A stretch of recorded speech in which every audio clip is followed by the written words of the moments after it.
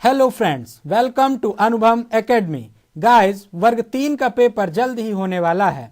उसको ध्यान में रखते हुए हमारी टीम आपको प्रीवियस ईयर पेपर के क्वेश्चन सॉल्व करा रही है और आज के 20 से 25 क्वेश्चन सॉल्व करेंगे विथ इजी एक्सप्लेनेशन। गाइस, इस प्रीवियस ईयर पेपर्स को सॉल्व करने से पहले मैं आपको बताना चाहूँगा कि क्वेश्चन आज हम सॉल्व करेंगे उसी क्वेश्चन को हमने फ्री मॉक टेस्ट में कन्वर्ट कर दिया है। डिस्क्रिप्शन में दी गई लिंक में क्लिक करके आप फ्री में मॉक टेस्ट दे सकते हैं। उसके बाद आपने कहां पर क्या गलती की उसे समझने के लिए इस वीडियो को ध्यान से देखें। इसके साथ ही आगे की वीडियो और फ्री मॉक टेस्ट को मिस ना करने के लिए अभी सब्सक्राइब करें हमारे चैनल को, साथ ही बेल आइकॉन को दबाएं। फर्स्ट क्वेश्चन, विकास की प्रक्रिया बालक की गर्भावस्था से लेकर जीवन पर्यंत एक क्रम में चलती रहती है तथा प्रत्येक अवस्था का प्रभाव दूसरी अवस्था पर पड़ता है। यह कथन किसका है? इसका सही आंसर है दोस्तों हरलॉक। आइए और पढ़ते हैं इसके बारे में। हरलॉक के अनुसार मानव का विकास उनमें होने वाले मानसिक और शारीरिक परिवर्तनों की एक श्रृंखला है जो भ्रूणावस्था से प्रारंभ होकर वृद्धावस्था तक चलती है। अर्थात प्रत्येक अवस्था का प्रभाव दूसरी अवस्था पर पड़ता है। विकास निरंतर चलने वाली प्रक्रिया है तथा जन्म से लेकर मृत्यु तक चलती है। सेकंड क्वेश्चन, एक बच्चे की वृद्धि और विकास के अध्ययन की सर्वाधिक अच्छी विधि कौन सी है? इसका सही ऑप्शन है दोस्तों ऑप्शन नंबर सी, विकासीय विधि। आइए और पढ़ते हैं इसके बाद। विकासीय विकास जीवन पर्यंत चलने वाली एक निरंतर प्रक्रिया है। विकास की प्रक्रिया में बालक का शारीरिक, क्रियात्मक, संज्ञानात्मक, भाषागत, संवेगात्मक एवं सामाजिक विकास होता है। बालक में आयु के साथ होने वाले गुणात्मक एवं परिमाणात्मक परिवर्तन सामान्यतः देखे जाते हैं। थर्ड क्वेश्चन देखते हैं, निम्न में से किस स्तर में बच्चे अपने समकक्षी वर्ग के सक्रिय सदस्य बनते हैं? सही आंसर है दोस्तों किशोरावस्था। आइए पढ़ते हैं इसके बारे में। किशोरावस्था जीवन का संधिकाल है। किशोरों तथा किशोरियों में काम भावना के लक्षण स्पष्ट दिखाई देते हैं। बच्चे के व्यवहार में स्थायित्व आने लगता है तथा अपने समकक्षी वर्ग के सक्रिय सदस्य बनते हैं। फोर्थ क्वेश्चन, किस अवस्था में बालकों में नई खोज करने की और घूमने की प्रवृत्ति बहुत अधिक बढ़ जाती है? इसका सही आंसर है उत्तर बाल्यावस्था। आइए पढ़ते हैं इसके बारे में। उत्तर बाल्यावस्था में बालकों में नई खोज करने की और घूमने की प्रवृत्ति बहुत अधिक बढ़ जाती है। बालक मित्र मंडली या समूह बनाकर रहना पसंद करता है। नए अवसरों को सर्वोत्तम बनाने की कोशिश में बालक इस अवस्था में स्वतंत्र होना सीखता है, स्वयं कार्यों को करने तथा परिश्रमी बनने की शुरुआत करता है। फिफ्थ क्वेश्चन, निम्नलिखित में से कौन सा कथन सत्य है? पहला, शिक्षक द्वारा प्रश्न पूछना संज्ञानात्मक विकास में बाधक है। गलत। विकास और सीखना समाज सांस्कृतिक संदर्भ से अप्रभावित रहते हैं। गलत। शिक्षार्थी एक निश्चित तरीके से सीखते हैं। गलत। खेलना संज्ञान और सामाजिक दक्षता के लिए सार्थक है। बिल्कुल सही। आइए और समझते हैं इसके बारे में। इसका सही आंसर है ऑप्शन नंबर डी। आइए समझते हैं इसके बारे में। खेल एक स्वाभाविक प्रवृत्ति है जो मनुष्य के व्यक्तित्व निर्माण में महत्वपूर्ण भूमिका निभाता है। खेल से मनुष्यों में संज्ञान, सामाजिक दक्षता, अभिव्यक्ति, प्रेरित इत्यादि का विकास होता है। क्रो एंड क्रो के अनुसार खेल वह क्रिया है जिसमें एक व्यक्ति उस समय व्यस्त होता है जब वह उस कार्य को करने के लिए स्वतंत्र होता है जिस कार्य को वह करना चाहता है। सिक्स्थ क्वेश्चन, विकास के सिद्धांतों को सही सुमेलित कीजिए। सूची 1 में सिद्धांत दिए हुए हैं और सूची 2 में सिद्धांतों का वर्णन। पहला है समीप दूराभिमुख दिशा। इसका सही ऑप्शन है ऑप्शन नंबर 4, शरीर के केंद्र से बाहर की ओर। दूसरा है सिरपदाभिमुख दिशा। इसका सही ऑप्शन है सिर से पैर का क्रम, अर्थात फर्स्ट का है ऑप्शन नंबर 4, सेकंड का है ऑप्शन नंबर 2। थर्ड है अंतर्वैयक्तिक भिन्नताएं, सी का। इसका सही आंसर है विभिन्न बच्चे भिन्न भिन्न दर से बढ़ते हैं, इसे कहते हैं अंतर्वैयक्तिक भिन्नताएं। ऑप्शन नंबर डी है अंतर्वैयक्तिक भिन्नताएं, अंतर्वैयक्तिक भिन्नताएं। इसका सही आंसर है किसी अकेले बच्चे में विकास की दर विकास के एक क्षेत्र की अपेक्षा दूसरे में भिन्न हो सकती है। तो इसका सही ऑप्शन है ऑप्शन नंबर बी। आइए और समझते हैं इसके बारे में। शरीर से केंद्र से बाहर की ओर समीप दूराभिमुख दिशा कहलाती है। सिर से पैर का क्रम सिरपदा, सिर माने सिर, सिर से पैर सिरपदाभिमुख दिशा कहलाती है। विभिन्न बच्चे भिन्न भिन्न दर से बढ़ते हैं तो अंतर्वैयक्तिक भिन्नताएं होती हैं तथा किसी अकेले बच्चे में विकास की दर विकास के एक क्षेत्र की अपेक्षा दूसरी में भिन्न होने को अंतर्वैयक्तिक भिन्नताएं कहते हैं। 7th क्वेश्चन, प्रकृति पोषण विवाद में प्रकृति से क्या अभिप्राय है? इसका सही आंसर है जैविकीय विशिष्टताएं, ऑप्शन नंबर ए। आइए और समझते हैं इसके बारे में। प्रकृति पोषण विवाद में प्रकृति का अभिप्राय जैविकीय विशिष्टताएं हैं। मनुष्य की जैविकीय विशिष्टताएं उसकी प्राकृतिक सामाजिक गतिविधियों के आधार पर प्रदर्शित होती हैं। 8th क्वेश्चन, वातावरण वह बाहरी शक्ति है जो हमें प्रभावित करती है। यह कथन किसने कहा था? यह कथन किसने कहा था? रॉस ने, ऑप्शन नंबर बी। आइए और पढ़ते हैं इसके बारे में।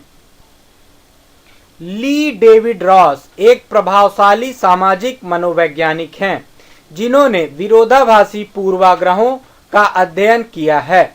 इन्होंने आनुवांशिक एवं वातावरण पर भी अध्ययन किया है तथा कहा है कि वातावरण वह बाहरी शक्ति है जो हमें प्रभावित करता है। 9th क्वेश्चन, निम्नलिखित कथनों पर विचार कीजिए। पहला, शैशव अवस्था में बच्चे पूर्ण रूप से माता पिता पर निर्भर रहते हैं, बिल्कुल सही।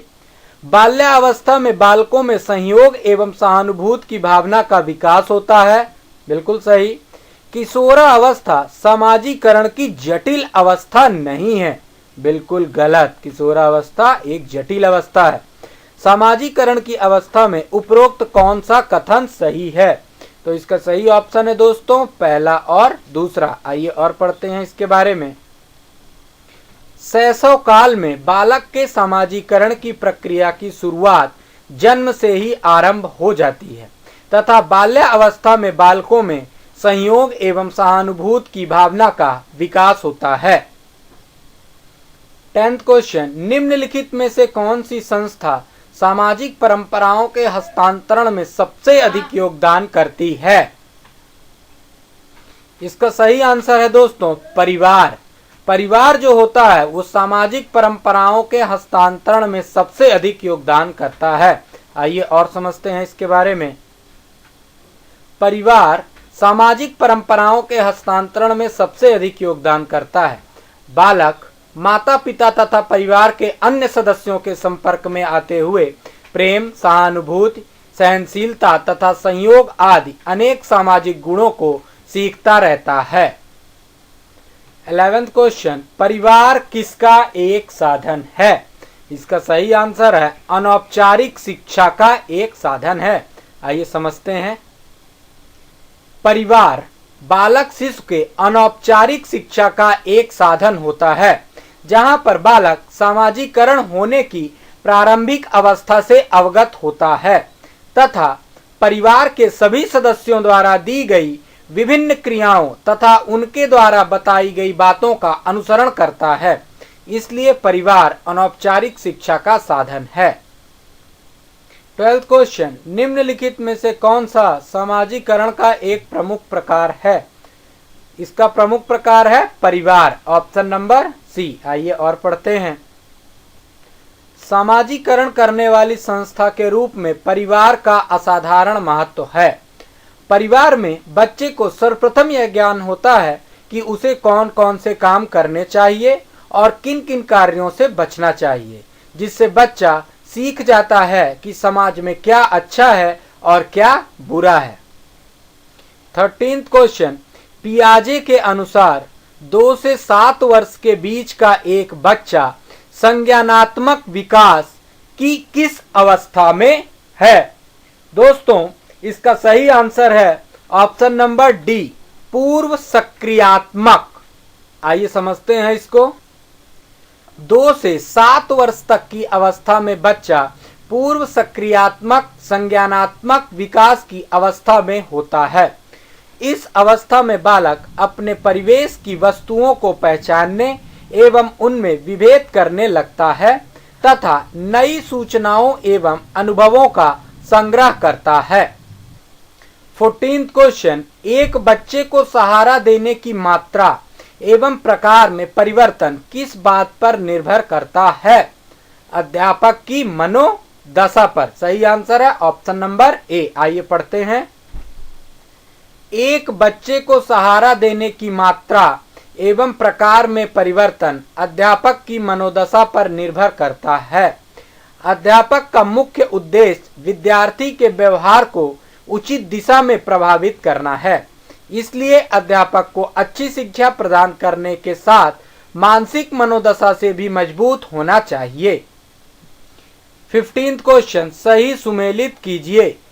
सूची 1 में प्रगतिशील शिक्षा का प्रकार है और सूची 2 में केंद्र बिंदु है। पहला देखेंगे मानवतावादी शिक्षा। मानवतावादी शिक्षा का केंद्र बिंदु है कला एवं सामाजिक विज्ञान, ऑप्शन नंबर 3। संरचनावादी शिक्षा।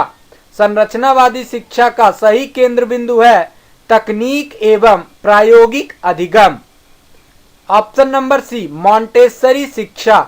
मॉन्टेसरी शिक्षा का केंद्र बिंदु है विश्लेषणात्मक एवं पर्यवेक्षण। तो इसका सही आंसर है ऑप्शन नंबर बी। आइए और समझते हैं इसके बारे में। कला एवं सामाजिक विज्ञान मानवतावादी शिक्षा से संबंधित है। तकनीक एवं प्रायोगिक अधिगम संरचनावादी शिक्षा से संबंधित है तथा विश्लेषणात्मक एवं पर्यवेक्षण मॉन्टेसरी शिक्षा से संबंधित है। 16th क्वेश्चन, विद्यालयों में समावेशन मुख्यतः किस पर केंद्रित होता है? पहला, विशिष्ट श्रेणी वाले बच्चों के लिए सूक्ष्म प्रावधानों के निर्माण पर। यही है अपना राइट आंसर। आइए समझते हैं। विशिष्ट श्रेणी वाले बच्चों के लिए सूक्ष्माति सूक्ष्म प्रावधानों के निर्माण पर विद्यालय में समावेशन केंद्रित होता है। विशिष्ट श्रेणी अर्थात प्रतिभाशाली बालकों के लिए विशेष शिक्षा की आवश्यकता पड़ती है तथा ऐसे प्रतिभाशाली बालकों के लिए अध्यापकों को विशेष रूप से प्रशिक्षित होना अनिवार्य होता है। अर्थात विद्यालय में बालकों का विशेष ध्यान रखकर अध्यापन कार्य किए जाते हैं। 17th क्वेश्चन, वंचन के मनोवैज्ञानिक प्रभावों में कौन सा सम्मिलित नहीं है? पहला, अभिप्रेरणात्मक प्रारूप पर। दूसरा, व्यक्तित्व पर। बिल्कुल सही दोस्तों, इसका सही आंसर है ऑप्शन नंबर बी, व्यक्तित्व पर। आइए समझते हैं। बालक पर वंचन के पड़ने वाले मनोवैज्ञानिक प्रभावों के अध्ययनों से जो तथ्य सामने आए हैं उसके आधार पर यही कहा जा सकता है कि वंचन का बुरा प्रभाव बालकों के व्यक्तित्व पर पड़ता है तथा इनमें प्रमुख प्रभाव संज्ञानात्मक प्रारूप, अभिप्रेरणात्मक प्रारूप और शैक्षिक उपलब्धि पर प्रभाव है। 18th क्वेश्चन, संकेत अधिगम के अंतर्गत क्या सीखा जा सकता है? संकेत अधिगम के अंतर्गत पारस्परिक अनुकूलन सीखा जा सकता है। आइए और समझते हैं। संकेत अधिगम के अंतर्गत पारस्परिक अनुकूलन को सीखा जाता है। यह अधिगम परिस्थिति पावलाव द्वारा प्रस्तुत शास्त्रीय अनुबंधन पर आधारित है। जब स्वाभाविक उद्दीपक के साथ अस्वाभाविक उद्दीपक ही स्वाभाविक उद्दीपक की प्रतिक्रिया कराने में सक्षम हो तो वह संकेत अधिगम कहलाता है। 19th क्वेश्चन, राष्ट्रीय दृष्टि बाधितार्थ संस्थान कहाँ स्थित है? यह स्थित है दोस्तों देहरादून में। क्या है ये? राष्ट्रीय दृष्टि बाधितार्थ संस्थान। आइए और पढ़ते हैं इसके बारे में। राष्ट्रीय दृष्टि बाधितार्थ संस्थान देहरादून, जो कि उत्तराखंड में है, में स्थित है। इसकी स्थापना 19वीं सदी के 90 के दशक में विकलांगों के लिए स्थापित 4 राष्ट्रीय संस्थानों की श्रृंखला में हुई थी। इस संस्थान में दृष्टिबाधित बच्चों के लिए स्कूल, कॉलेज, छात्रावास, बेल, पुस्तकालय इत्यादि स्थापित किए गए हैं। लास्ट क्वेश्चन, सीखने का वह मॉडल जो बच्चों की सृजनात्मकता को उत्प्रेरित करता है वह कौन है? वह है रचनावादी मॉडल। इसका सही आंसर है ऑप्शन नंबर बी। आइए समझते हैं इसको। सीखने का वह मॉडल जो बच्चों की सृजनात्मकता को उत्प्रेरित करता है वह रचनावादी मॉडल है। सृजनात्मकता मौलिक चिंतन, नए प्रकार के संगठन, अलग प्रकार का चिंतन एवं व्यवहार इत्यादि के दृष्टिकोण को अपनाता है तथा रचनावादी मॉडल बच्चों में नई खोज, नई चेतना, उत्सुकता इत्यादि को उत्प्रेरित करता है। तो दोस्तों, इन सभी आंसर्स को पढ़ते हुए आप वीडियो को पॉज भी कर सकते हैं, दोबारा भी पढ़ सकते हैं, इसलिए मैंने आंसर्स को भी वीडियो में डाला है। दोस्तों, चैनल को सब्सक्राइब जरूर कीजिए और इस वीडियो के नीचे दी गई लिंक को क्लिक करके मॉक टेस्ट दीजिए, स्कोर देखिए और उसके बाद अपने आंसर्स को चेक करिए। तो दोस्तों, चैनल को सब्सक्राइब जरूर करें जिससे आगे आने वाले वीडियो आपको आसानी से मिल सकें। नमस्कार दोस्तों।